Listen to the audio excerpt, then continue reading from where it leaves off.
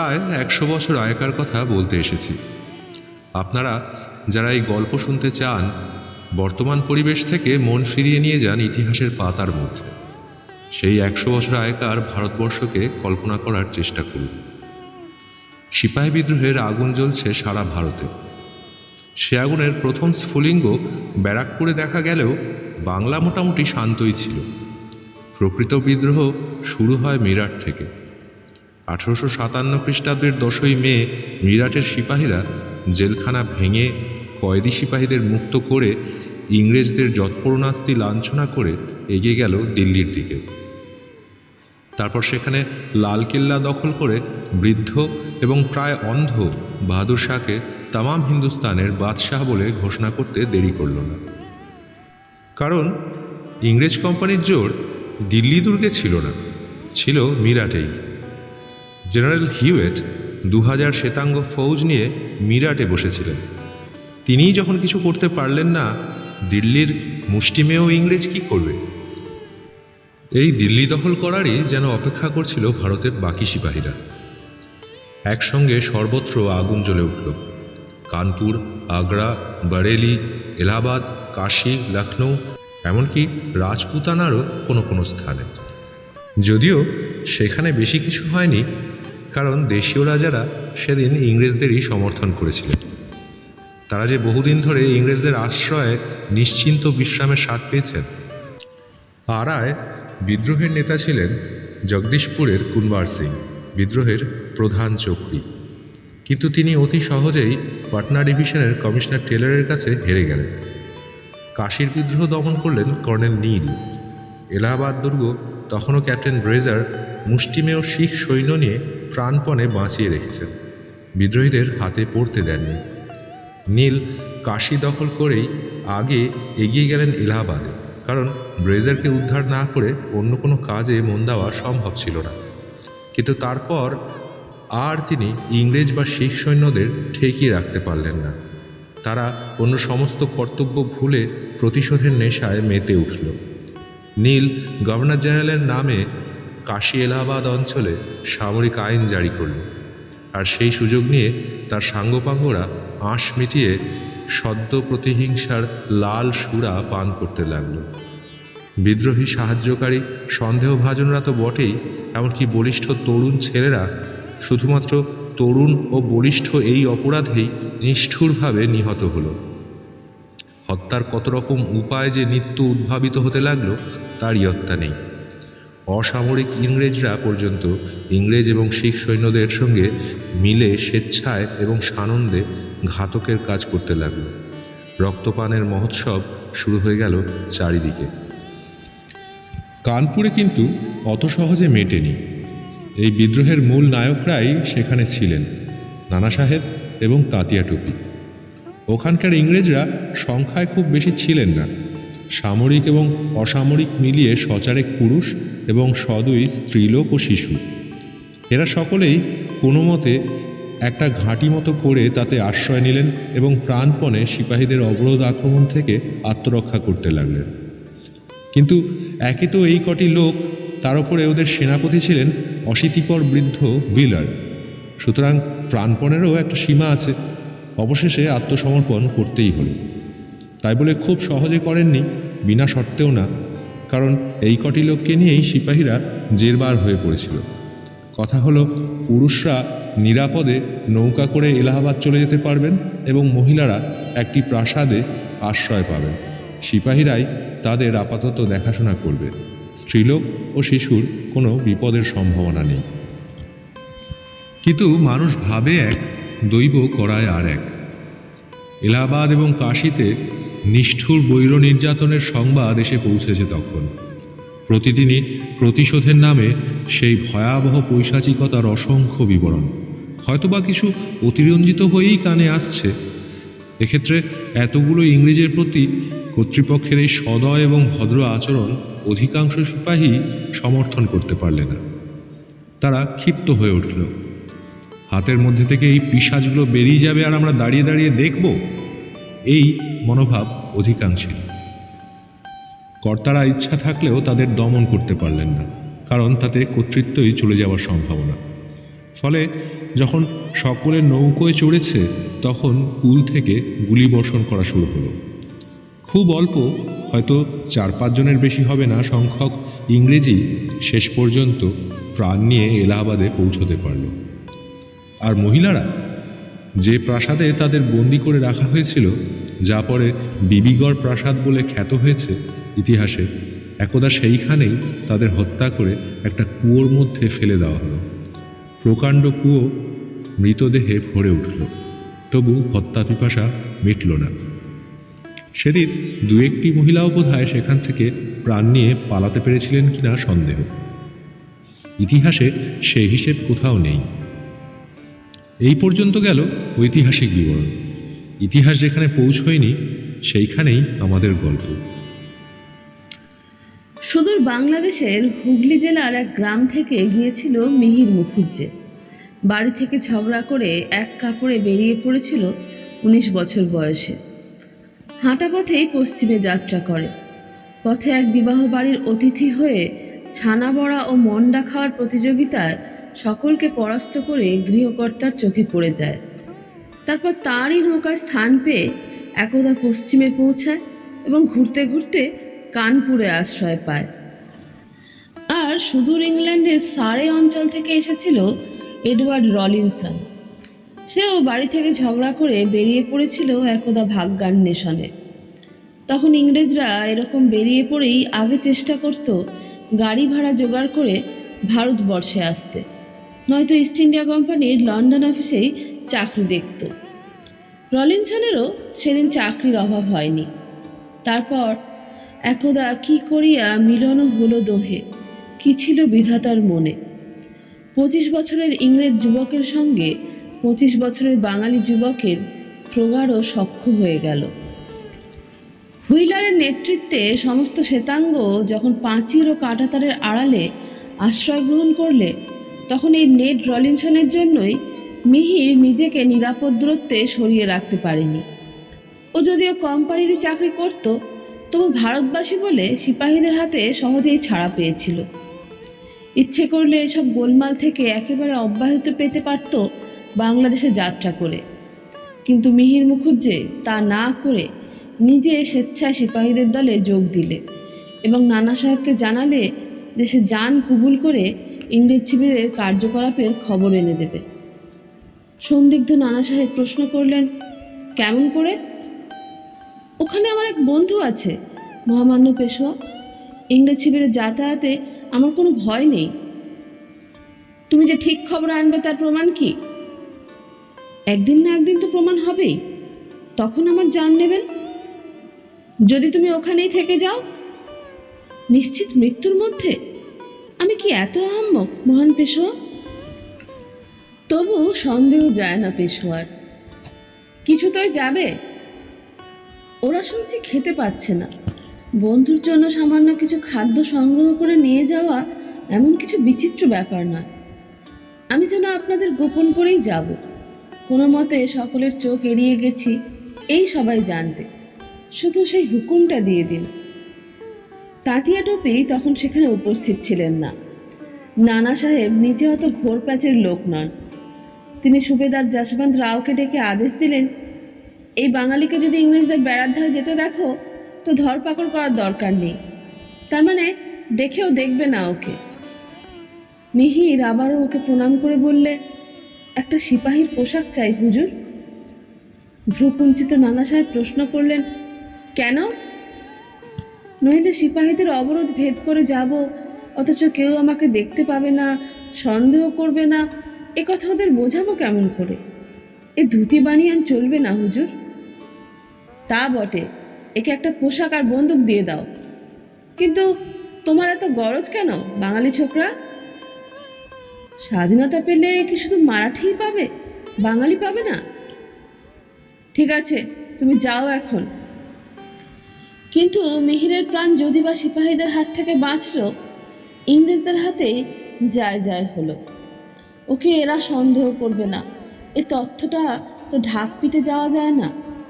মিহির সিপাহীদের চোখে ধুলো দিয়ে যাচ্ছে এইটে বোঝাবার জন্যই ওকে অনেক কাণ্ড করে আড়ালে গা ঢাকা দিয়ে যেতে হলো, নিঃশব্দে চোরের মতো। ফল হলো এই যে ইংরেজদের গুলি ছুটলো ওর কাঁধের পাশ দিয়ে। এক চুলের জন্য কাঁধটা বাঁচল। যে ইংরেজকে ও তখনও দেখেনি, কিন্তু সে দেখেছে। মিহির এর জন্য প্রস্তুতি ছিল। পকেট থেকে একটা সাদা পতাকা বার করে নাড়তে লাগলো। তখন বেড়ার ধারে এগিয়ে এলো দুজন পাহারাদার। মিহির স্পষ্ট ইংরেজিতে বললে, ফ্রেন্ড। প্রমাণ? তোমাদের এডওয়ার্ড রলিনসনকে ডাকো, সে চেনে। রলিনসন এসে একেবারে ওকে জড়িয়ে ধরলে। My dear Mihir, but how? এলে কেমন করে? সে অনেক কষ্টে, সিপাহীদের চোখে ধুলো দিয়ে। এই দেখো তোমার জন্য কি এনেছি। জামার নিচে পিঠের সঙ্গে বাঁধা খানিকটা কাঁচা মাংস বার করলে, আর বুকের দিকে বাঁধা খানিকটা আটা। যেসব অন্য ইংরেজরা ওদের ঘিরে দাঁড়িয়েছিল, তাদের চোখগুলো ক্ষুধার্ত বাঘের মতোই জ্বলে উঠল। কতদিন টাটকা মাংস জোটেনি। রলিনসন তো মিহিরকে জড়িয়ে ধরে চুমুই খেলে গোটা কত। বললে, মেপে খাবার খাচ্ছি কদিন, খিদে পেলেই জল, এই চলছে। আজ তোমার দায় অন্তত 5-7 জন লোক খেতে পাবে। মিহির বললে, নেড, একটু আড়ালে চলো, গোটা কত কথা আছে। নিভৃতে গিয়ে সে কিভাবে এবং কি শর্তে এসেছে সব খুলে বললে। তারপর বললে, তোমাদের অনিষ্ট না হয় এমন কয়েকটা খবর দাও, গিয়ে দিতে হবে, তাহলে ভবিষ্যতে সহজে আসতে পারবো। চাই কি বেশি করেই কিছু আনতে পারবো। নেড ভেবেচিন্তে 2-1টা খবর দিয়ে দিলে, কিন্তু বললে, মুখার্জি, অকারণ এতটা ঝুঁকি নিও না, দুদিক থেকেই তোমার ভয় আছে। তা থাক, মৃত্যুর সঙ্গে খেলা করতেই আমার ভালো লাগছে। তাছাড়া তুমি এখানে উপোস করবে আর আমি... না, তা হয় না নেড।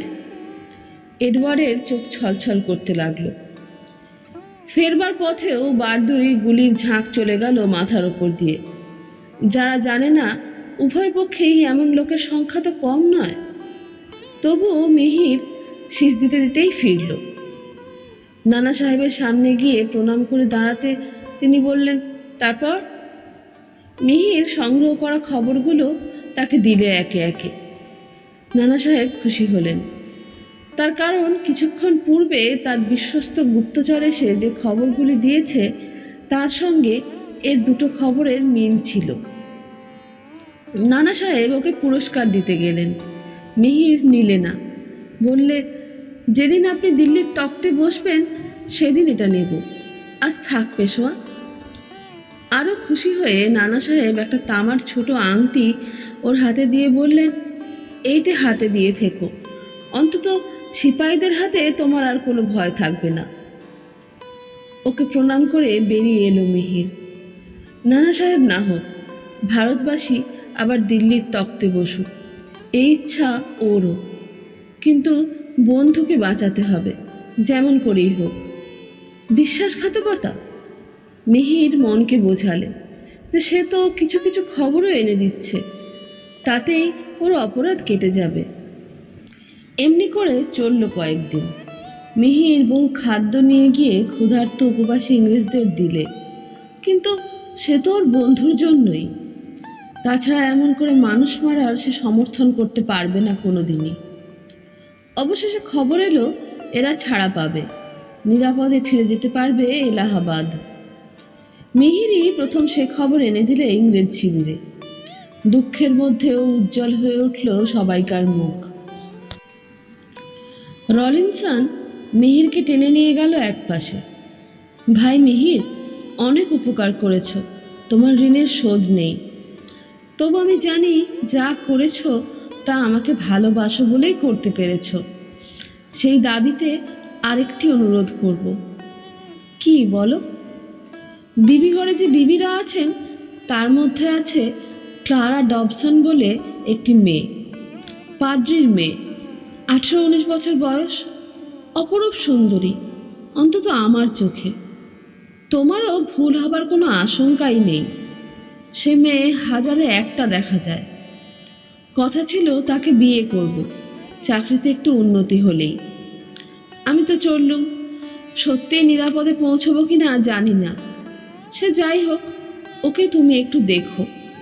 যদি সবাইকে ছেড়ে দেয়, কিংবা ওকে অন্তত তুমি যদি মুক্ত করতে পারো, এলাহাবাদে নিয়ে যেও কোনো রকম করে। সেখানে আমি তোমার জন্য অপেক্ষা করব। আর যদি না বাঁচি, তোমার বোন বলে মনে করো, নিরাপদে কোনো ইংরেজ আশ্রয়ে তাকে পৌঁছে দিও। রলিনসনের চোখ দিয়ে জল গড়িয়ে পড়ল। লজ্জিত হয়ে রুমালে মুছে নিলে তাড়াতাড়ি। মিহিরের চোখও শুষ্ক রইল না। সে বললে, প্রাণ দিয়েও যদি তার কোনো উপকার করতে পারি তো করব ভাই, তুমি নিশ্চিন্ত হও। মনে তার একটু সন্দেহ ছিলই। সে দুবেলায় শুনছিল এলাহাবাদ ও কাশীর খবর। সে সংবাদের প্রতিক্রিয়া সম্বন্ধে আশঙ্কা ছিল। মিহির বিষণ্ণ চিত্তেই বিদায় নিল বন্ধুর কাছে। তাই সেই আশঙ্কাই যখন শেষ অবধি সত্য হলো, তখন আর চুপ করে থাকতে পারল না সে। নানা সাহেবের কাছে গিয়ে বললে, হুজুর, এবার আরেকটি ভিক্ষা। কি বলো? মনটা ভালো ছিল না নানা সাহেবের। সেদিনের হত্যাকাণ্ডে নিজেকে তিনি যেন অপরাধী ভাবছিলেন। বিবিগড়ের পাহারাদারদের মধ্যে আমার নামটাও লিখিয়ে দিন। কেন? নানা কথা কানে আসছে। মেম সাহেবদের সাদা চামড়ায় ভুলে কেউ কেউ নাকি চেষ্টা করছে ওদের ছেড়ে দেবার। তাই নাকি? আচ্ছা, তুমি থাকো গিয়ে, আমি জমাদারকে বলে দিচ্ছি। ওখানে থেকেও অবশ্য কোনো সুবিধা হলো না, কারণ চারিদিকে লোক। শুধু দূর থেকে ক্লারাকে দেখে চিনে রাখলে মিহির। এই পর্যন্ত প্রাণপণে নিজের মাথাকে খাটাতে লাগলো, কোনো উপায় কোথাও থেকে পাওয়া যায় কিনা এরই চিন্তায়। কিন্তু তার আর সময়ও ছিল না। হঠাৎ একদিন শুরু হয়ে গেল মৃত্যুর তাণ্ডব। মিহির ছুটে গেল নানা সাহেবের কাছে। তিনি দেখা করলেন না। তাঁতিয়া টুপি নেই, সেই সুযোগই নিয়েছিল সিপাহীরা। একেবারে মরিয়া হয়ে উঠলে অনেক সময় মানুষ সামনে পথ দেখতে পায়, যে পথ অন্য সময় কিছুতেই চোখে পড়ে না। ওদিকে কোনো উপায় না পেয়ে সহজ পথটাই বেছে নিলে মিহির। জীবন মৃত্যুর খেলা, ইতস্তত করবার অবসর নেই। খোলা তলোয়ার হাতে করে ছুটে এসে ঢুকলো বিবিগড় প্রাসাদে। হত্যা না করুক, হত্যার অভিনয় করতে দোষ কি? কালান্তক জমের মতো ঘুরে বেড়াতে লাগলো সে এই ঘর থেকে ও ঘরে। চারিদিকে রক্তের বন্যা, রক্ত আর হাহাকার। হাত নিষ্পিস করছিল ওর। এইসব নারী হত্যাকারীদের বুকে নিজের তলোয়ারখানা বসিয়ে দেবার জন্য। না হয় মরবেই শেষ পর্যন্ত, জীবনের পরোয়া সে করে না। কিন্তু কাজ যে বাকি এখনো। অবশেষে খুঁজে পাওয়া গেল ক্লারাকে। একটা জায়গায় নিভৃতে হাঁটু গেড়ে বসে বোধ করি বা ঈশ্বরকেই ডাকছে। ওকে সেই অবস্থায় এসে পড়তে দেখে একটা চিৎকার করে উঠল ক্লারা, কিন্তু আওয়াজও শেষ পর্যন্ত বেরোল না। কেমন একটা অসহায় আর্ত চাপা শব্দ উঠল মাত্র। মিহির কাছে এসে বলল, what Clara, I am your friend. Clara অবাক হয়ে তাকিয়ে রইল ওর দিকে, কিন্তু তখন আর বেশি কথার সময়ও নেই। রলিনসনের যাওয়ার আগে দিয়ে যাওয়া এক টুকরো চিঠি জুতোর মধ্যে থেকে বার করে ক্লারার হাতে দিলে। তাতে ইংরেজিতে লেখা, ক্লারা, এ আমার অন্তরঙ্গ বন্ধু, একে বিশ্বাস করো। তবু ক্লারার সংশয় যায় না। অন্য কোনো বন্ধুর হাতে নেট দিয়েছিল হয়তো এই চিঠি। তাকে মেরে এই নেটিভ সিপাই পেয়েছে ওটা। হয়তো আরো বেশি রকমের কোনো শয়তানি মতলব আছে। ওর চোখে সেই সংশয় আর অবিশ্বাস পড়ে মিহির ম্লান হাসল। বলল, মৃত্যুর সামনে দাঁড়িয়ে আর তোমার কি ভয় ক্লারা? কিন্তু তুমি কি আমার নাম শোনোনি? আমি মিহির। সাগ্রহে হাত বাড়িয়ে দিলে ক্লারা। শুনেছে বই কি, বহুবার শুনেছে। কম্পিত কণ্ঠে বললে, কিন্তু নেড, নেড কি বেঁচে আছে? এ চিঠি কবেকার? এ চিঠি যাবার আগে দেওয়া, তবে নেট বোধহয় বেঁচে আছে। মিছে করেই বলে মিহির। তবে যে শুনছি কেউ বাঁচেনি। কে বলল? 10-12 জন অন্তত পালিয়েছে, হয়তো কিছু বেশিই হবে। নেড লাকি, নিশ্চয়ই বেঁচেছে। কিন্তু ওরা এদিকে আসছে, আর যে সময় নেই। হু হু করে কেঁদে উঠল ক্লারা। কি হবে আমার বেঁচে মিহির? মা বোন সব গেল, হয়তো বাবাও। কিন্তু নেডের কথা ভাবো, হয়তো সে তোমার জন্যই প্রাণপণে মৃত্যুর সঙ্গে লড়ছে। মন্ত্রের মতো কাজ করলো কথাটা। নিমেষে শান্ত হয়ে ক্লারা প্রশ্ন করলে, বেশ, বলো কি করতে হবে? মৃত্যুর অভিনয় করতে হবে। একমাত্র মরেই তুমি মৃত্যুর হাত এড়াতে পারবে আজ। ততক্ষণে পাশের ঘরে একটা উন্মত্ত কোলাহল উঠেছে, আর এক মুহূর্ত অবসর নেই। হিড়হিড় করে ক্লারার একটা হাত ধরে টানতে টানতে নিয়ে চলল মিহির। যতদূর সাধ্য মুখে পৈশাচিক শোণিত তৃষা ফুটিয়ে তুলল। আরে এ বাঙালি ভাইয়া, কোথায় নিয়ে যাচ্ছ শিকার? চুপ, এ আমার শিকার, আমি মারব। দাঁতে দাঁত চেপে বলে মিহির। ক্লারাকে বলে, তুমি কাঁদো, হাত ছাড়াবার চেষ্টা করো, অভিনয়টা পুরোদমে হওয়া চাই। ওর তলোয়ার আগেই কোনো মৃতা ইংরেজ রমণীর রক্তে রাঙিয়ে নিয়েছিল। এখন চলতে চলতেই একটা কাটা গলা থেকে তাজা রক্ত মাখিয়ে নিলে। তারপর সেই বিরাট কুয়াটার কাছে যেতে যেতে তেমনি চাপা গলায় বললে, তুমি শুধু রাতটা পর্যন্ত বেঁচে থাকবার চেষ্টা করো, তোমাকে ওখানেই ফেলবো। তবে অনেক দেহ জমে উঠেছে, তোমার লাগবে না, ওপরেও দু চারটে পড়বে। তুমি নিচে পৌঁছে এক কোণে সরে যেও, আর নিঃশ্বাস না আটকায় সেইটে দেখো, আমি রাত্রে আসবো। শিউরে উঠে ক্লারা বললে, ওই অতগুলো সবের মধ্যে আমি গভীর রাত পর্যন্ত পড়ে থাকবো? আর ও আমারই আত্মীয়া বান্ধবী সব, সে আমি পারবো না। উপায় নেই ক্লারা, দেখছো না পিশাচেরা খেপেছে, দেখছো না নরকের তাণ্ডব শুরু হয়েছে। বাঁচতে গেলে মরতেই হবে এখন। প্রাণপণে শুধু তুমি নেডের নাম স্মরণ করো, তার কথা ভাবো। আরও কারা কাছে আসছে, কথা কইবার আর সময় নেই। সেই তলোয়ারের রক্ত তুলে ওর জামায় মাখিয়ে দিয়ে ভান করলে ওর বুকে তলোয়ার বসাবার। তারপর যতটা সম্ভব সন্তর্পণে ওকে ফেলে দেবার মতো করেই নামিয়ে দিলে। ঈশ্বর জানেন নেড, এছাড়া উপায় নেই, অস্ফুট কণ্ঠে বললে মিহির। গভীর রাত্রে স্তব্ধ হয়ে এলো নররক্ত পিপাসুদের বিভৎস হুঙ্কার। বিবিগড় প্রাসাদ থমথম করছে। সিপাহীরা ক্লান্ত হয়ে শহরে গেছে মদ খেতে। আর পাহারা দেবার প্রয়োজন নেই, স্বয়ং মৃত্যুর জিম্মা করে দেওয়া হয়েছে বন্দিনীদের।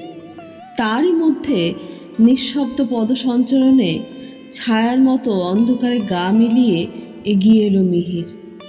ভয়, হ্যাঁ, তারও ভয় আছে বই কি। ভয় আর ঘৃণা, ক্ষোভ আর দুঃখে তার আকণ্ঠ পূর্ণ হয়ে এসেছে। তার উপর সারাদিনের উপবাস। তবু এখানে আসবার আগে সে জোর করে একটু জল খেয়ে এসেছে, গুড় আর জল, নইলে গায়ে জোর পাবে কেন? আলো নেই, জ্বালাও যাবে না। কেউ নেই হয়তো কাছে, কিন্তু যদি কেউ আলো দেখতে পেয়ে এগিয়ে আসে কৌতূহলী হয়ে। একগাছা দড়ি এনেছে। দড়িটা কুয়ার পাথরে লাগানো একটা লোহার কড়ার সঙ্গে বেঁধে ঝুলিয়ে দেবে। সেই দড়ি ধরে নামবে। শৃগালের দল এরই মধ্যে জমায়েত হয়েছে, তবে তাদের খাদ্য চতুর্দিকে। কুয়ার কাছে যাবার কোনো প্রয়োজন নেই। ওর পায়ের আওয়াজে দু চারটে ছুটে পালালো। ওরাই যা জীবিত আছে এখানে। আস্তে আস্তে নেমে গেল মিহির। ভয় হচ্ছে, যদি বহু মৃতদেহ চাপা পড়ে থাকে ক্লারা, কেমন করে বার করবে তাকে? এতগুলো সব সরাবে কোথায়? তাছাড়া যদি তার দম বন্ধ হয়ে গিয়ে থাকে? মিহিরের যেন কান্না পেতে লাগলো। কি দরকার ছিল তার এত ঝুঁকি ঘাড়ে নেবার? একটু যেতেই পা লাগলো হিমশীতল মৃতদেহ এবং চকচটে রক্তে। অর্থাৎ ক্লারাকে ফেলবার পর বহু দেহ পড়েছে আরও। যা ভয় করছিল তাই। হে ঈশ্বর, সে এখন কি করবে? কিন্তু ওই কি একটা আওয়াজ হলো না? মুহূর্তে যেন হিম হয়ে এলো বুকটা। না, জীবিত প্রাণীরই শব্দ। ওই যে কে একটা অস্ফুট কণ্ঠে বলে উঠল, মাই গড! ক্লারা, ক্লারা, কোথায় তুমি? এসেছো মিহির, এসেছো? ওহ, আর যে পারি না। প্রায় চিৎকার করে কেঁদে উঠল ক্লারা। এতক্ষণে সমস্ত অমানসিক দুঃখ যেন বুক ভেঙে বেরিয়ে আসতে চাইল সেই কান্নার সঙ্গে। চুপ চুপ চুপ করো ক্লারা লক্ষ্মীটি, এত দুঃখ বহনের যন্ত্রণা এক মুহূর্তের ভুলে ব্যর্থ করে দিও না। হাতড়ে হাতড়ে একসময় হাতে ঠেকে উষ্ণ জীবন্ত একটি হাত, ছেলে মানুষের মতোই টেনে বুকের মধ্যে এনে মাথায় পিঠে হাত বুলিয়ে সান্ত্বনা দেয়। আর একটুখানি ধৈর্য ধরো ক্লারা, লক্ষ্মী বোনটি। রুমাল দিয়ে ওর চোখ মুছিয়ে একরকম জোর করেই রুমালটা ওর মুখে গুঁজে দেয়। তারপর ওকে এক হাতে জড়িয়ে ধরে অতি কষ্টে দড়ি বেয়ে ওপরে ওঠে। ওঠা সামান্যই, কিন্তু এক হাতে অত বোঝা নিয়ে কি ওঠা যায়? কোনো মতে একটু একটু করে এগোয় সে। ওপরে এনে ওকে দাঁড় করিয়ে দিতেই ক্লারা টলে পড়ে গেল। ক্লারা, দাঁড়াতে পারবে না বোন? মুখের রুমালটা কোনো মতে সরিয়ে ক্লারা বললে, অসম্ভব, আমার হাতে পায়ে কোনো জোর নেই, আর চেষ্টা করেও কোনো লাভ নেই।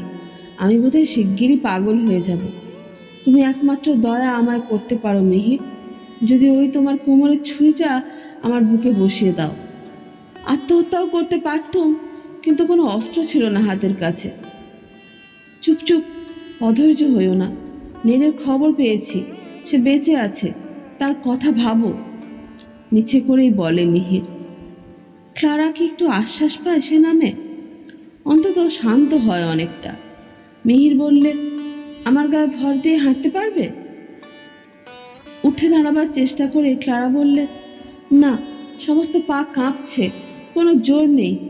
আমার জন্য তোমার জীবন বিপন্ন করো না মিহির, তুমি যাও। নিমেষে ওকে পিঠে তুলে নিলে মিহির বস্তার মতো। হাত দুটো সামনে এনে নিজের দুহাতে চেপে ধরে হেঁটে চলল। ঈষৎ সামনের দিকে ঝুঁকে পড়তে হয়েছিল, নইলে দীর্ঘাঙ্গী ক্লারার পা মাটিতে ঘষে যায়। ব্যাকুল হয়ে ক্লারা বলতে লাগলো, পারবে না, পারবে না মিহির, এই অবস্থায় কখনো পথ হাঁটতে পারো? আমাকে ছাড়ো, নয়তো পথের ধারে কোনো ঝোপে ফেলে রেখে যাও। আমি কথা দিচ্ছি, বাঁচবার চেষ্টা করব। ও ডিয়ার বয়। কথার উত্তর দেবার সময় নেই। যে কোনো সময় যে কোনো লোকের সামনে পড়তে পারে, তাহলে দুজনের কারোর রক্ষা থাকবে না। ঘন আম বাগানের মধ্য দিয়ে যতদূর সম্ভব দ্রুত পদে মিহির এগিয়ে চলল। ঘামে তার সর্বাঙ্গ ভেসে যাচ্ছে। এই অনভ্যস্ত পরিশ্রমে বুকে যেন ঢেকির পার পড়ছে, তবু যেতেই হবে। এ কি বিড়ম্বনা ওর! অষ্টাদশী তরুণীর দেহলতা ওর দেহের সঙ্গে প্রায় জড়িয়ে আছে। তার ঘন উষ্ণ নিঃশ্বাস লাগছে ওর গালে।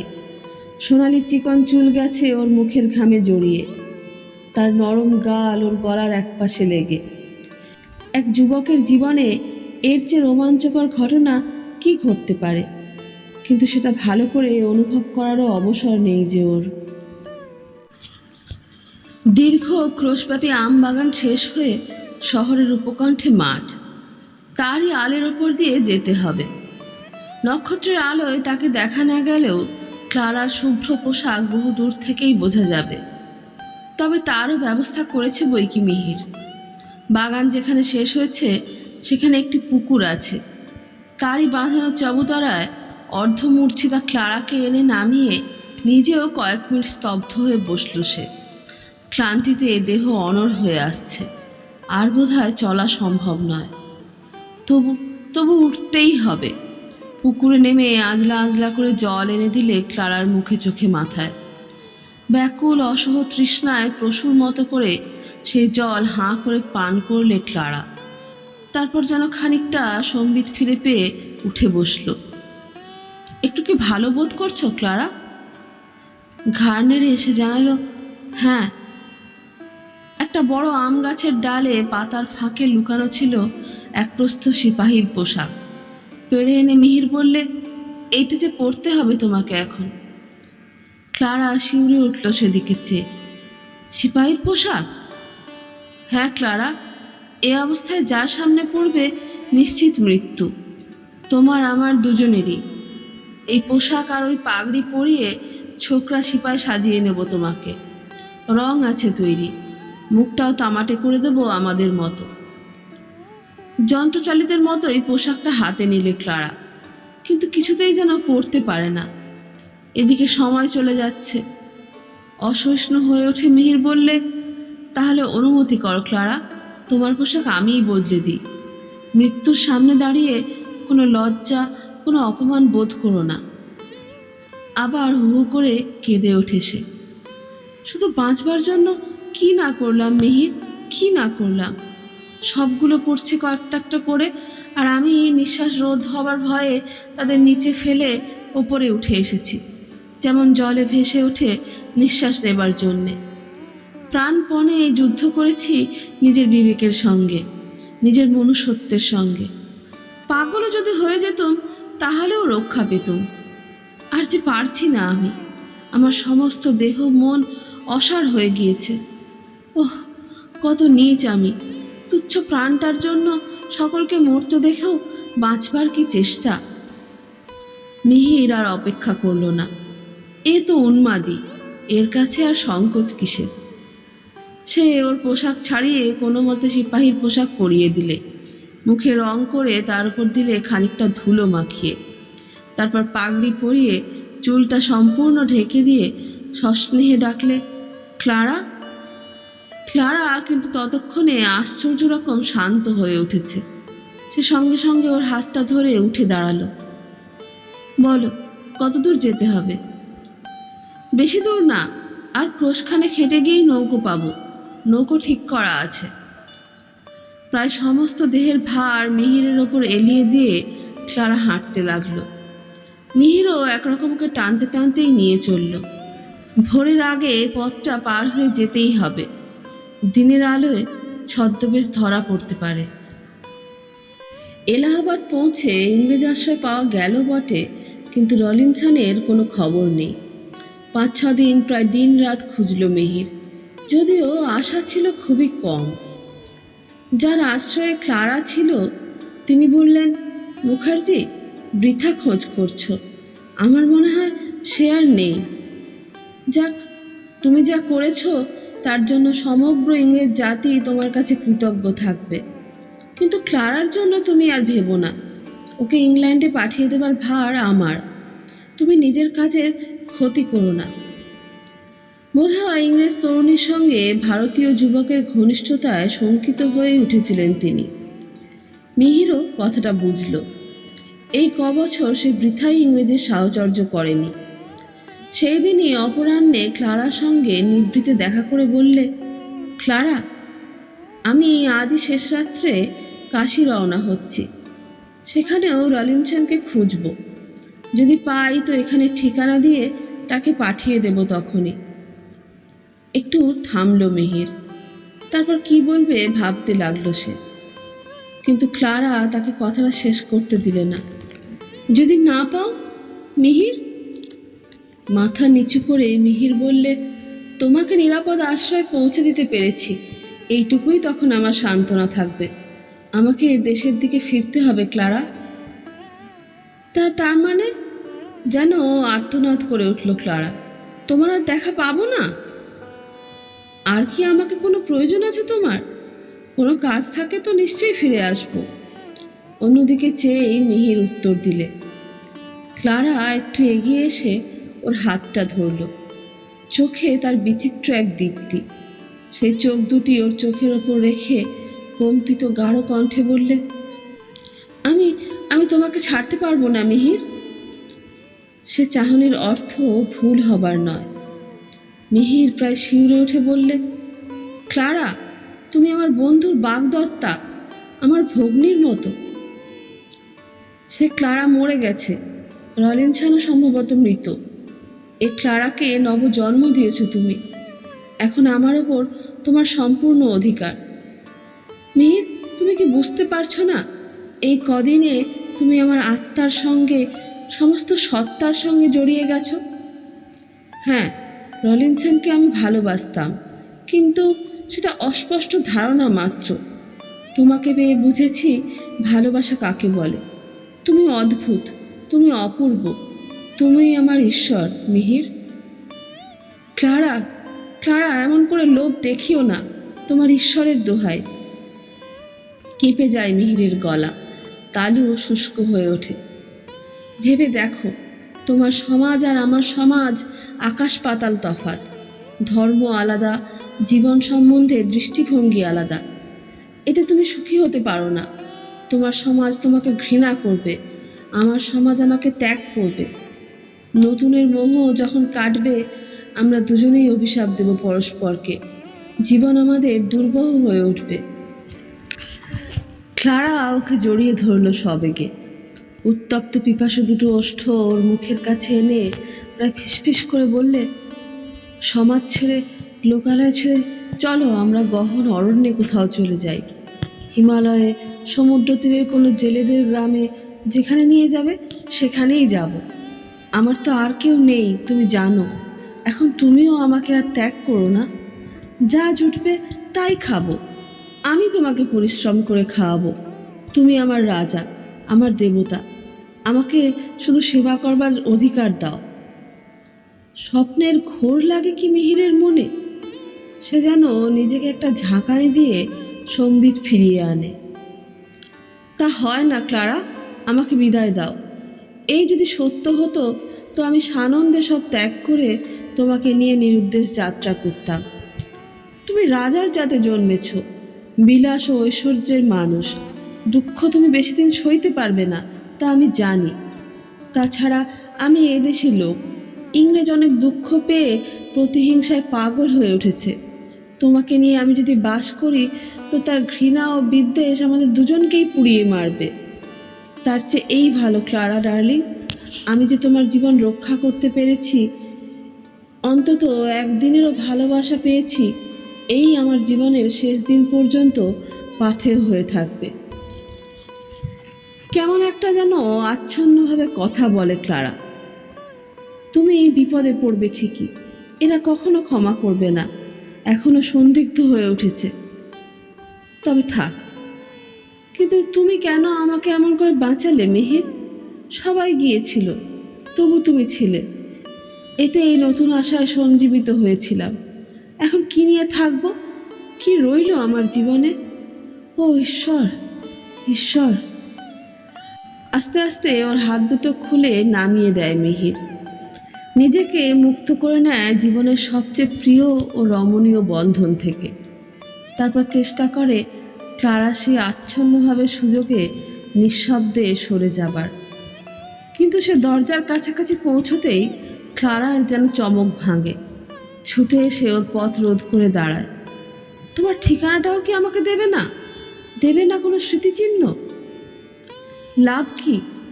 ম্লান হাসি হাসি মিহির। শুধু শুধু দুঃখ বাড়ানো। তার চেয়ে ভুলে যাবার চেষ্টা করো ক্লারা। দেশে গিয়ে নতুন নতুন মানুষ পাবে তুমি। তারাই তোমার স্বজন। অল্প বয়স তোমার, দুঃখ ভুলতে পারবে সহজেই। মিছিমিছি বন্ধন রেখে যেও না।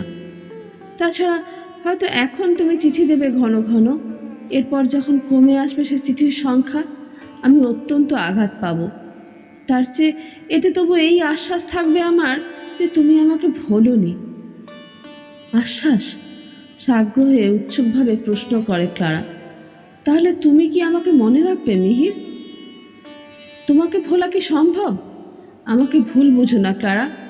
আমার দেহটা শুধু থাকবে এখানে, আমার মন আর আত্মা দুই তো তুমি নিয়ে যাবে চিরকালের মতো। আর কিচ্ছু আমি চাই না মিহির। এই দুটো কথা, হয়তো মিছে কথা, হয়তো শুধুই বৃথা আশ্বাস, তবে এই রইল আমার জীবনের সর্বশ্রেষ্ঠ স্মৃতিচিহ্ন। আর আমি বাধা দেব না, তুমি যাও।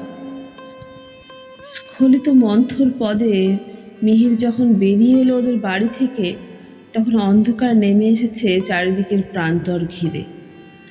চারিদিকের বাড়িঘর সে আঁধারে অস্পষ্ট একাকার হয়ে গেছে। মিহিরের মনে হলো ও অন্ধকার যেন নামলো ওরই অন্তরে, চিরকালের মতো। জীবনের আলো স্বহস্তে ও স্বেচ্ছায় নিভিয়ে দিয়ে এলো সে এই মাত্র। শেষ হলো আজকের গল্প, গজেন্দ্র কুমার মিত্রের লেখা চিরন্তন। গল্পটি যদি আপনার ভালো লেগে থাকে তাহলে আমাদের চ্যানেলটিকে সাবস্ক্রাইব করবেন। আর ভিডিওটি প্রকাশিত হওয়ার 7 দিনের মধ্যে আপনি যদি ভিডিওটি দেখে থাকেন তাহলে একটা হাইপ করে দেবেন। এতে আমাদের চ্যানেলের একটু সুবিধা হয়।